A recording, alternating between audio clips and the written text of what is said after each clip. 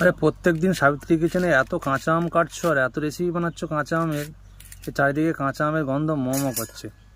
সময়টা এখন কাঁচা আম, তো এই কাঁচা আম ছেড়ে দিয়ে অন্য কিছু রান্না করলে হবে?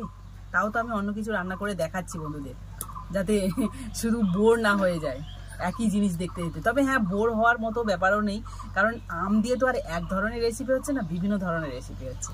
কাঁচা আমের সিরিজ চলছে, তাই তো? একদম। আচ্ছা, এরকম যদি করতেই থাকো তাহলে পাকা আম কি আর পাওয়া যাবে বাজারে? হ্যাঁ, বাজারে পাওয়া যাবে কিনা জানি না, তবে আমাদের বাড়িতে পাওয়া যাবে।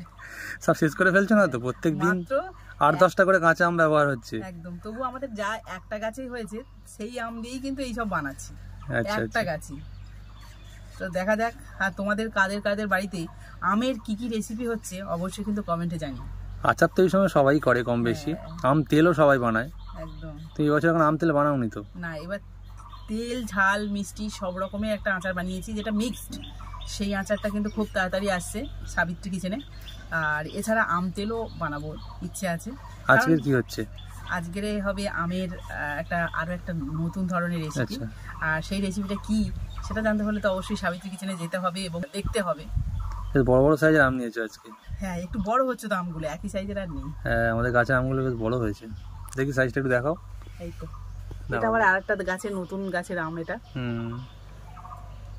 সবগুলো বড় সাইজের আম আছে।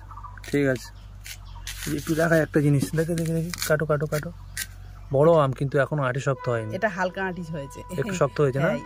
এই আমগুলো, এইটা হচ্ছে অন্য গাছের আম। এই আমটা কিন্তু আঁটি বসেনি, এটাকে মানে এটা আরো বড় বড় হয়।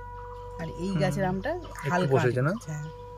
তাহলে আমগুলো এরকম এই রেসিপির জন্য কি গোটা গোটা থাকবে? হ্যাঁ, মানে যে হাফ হাফ করেছো এই, তাই তো? এই জলের মধ্যে রেখেছো? একদম, জলের মধ্যে একটু অন্যরকম ভাবে আছে এই তো। আচ্ছা, এই ছিদ্র করা আছে না? হ্যাঁ, তার মানে স্পেশাল ব্যাপার আছে আজকে। ঠিক আছে, বানাও তাহলে।